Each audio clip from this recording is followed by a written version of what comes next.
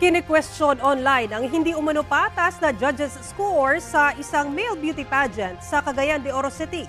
Sa Negros Occidental naman, 2 ang patay sa magkahiwalay na insidente ng pamamaril at pananaksak. Ang mainit na balita hatid ni John Sala ng GMA Regional TV.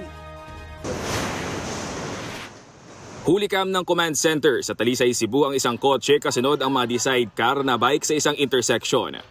Huminto ang kotse dahil nag-yellow ng traffic light. Nabangga ito sa likurang bahagi ng isa sa mga bike, habang ang iba pa nag-overtake at tumawid pa rin kahit pula na ang ilaw. Nagkaayos na ang 2 panig pero inimpound pa rin ang bike.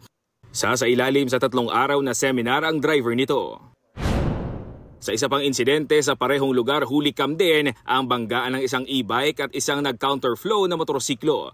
Sumemplang ang e-bike na may kargang LPG tank. Agad namang nagkasundo ang 2 panig. Naisyuhan ng citation ticket for reckless driving ang driver ng motorsiklo. Patay ang isang lalaki matapos barilin sa likod sa barangay Pilar sa bayan ng Hinigaran, Negros Occidental. Ayon sa Hinigaran Police, makikitain lang ang biktima na posibleng konektado sa iligal na droga. Sa ibang barangay, patay rin ang isang minor de edad na lalaki matapos pagsasaksakin. Ayon sa Hinigaran Police, pauwi na ang biktima ng saksakin ng 2 sospek. Nakauwi pa siya ng bahay kahit may mga saksak na sa iba't ibang bahagi ng katawan. Nadala siya ng pamilya niya sa ospital pero idiniklarang dead on arrival. Patuloy pang inaalam ng pulisya ang motibo habang tinutugis ang mga sospek.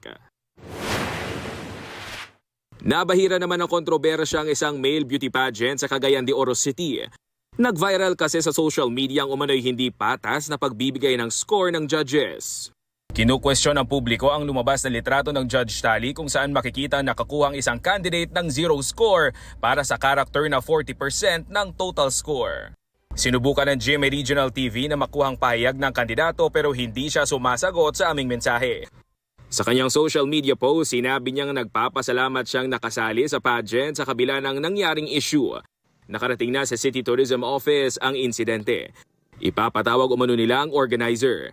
Sila din daw ay nalungkot kung totoo man na binigyan ng ganoong score ang kandidato. John Sala ng GMA Regional TV, nagbabalita para sa GMA Integrated News.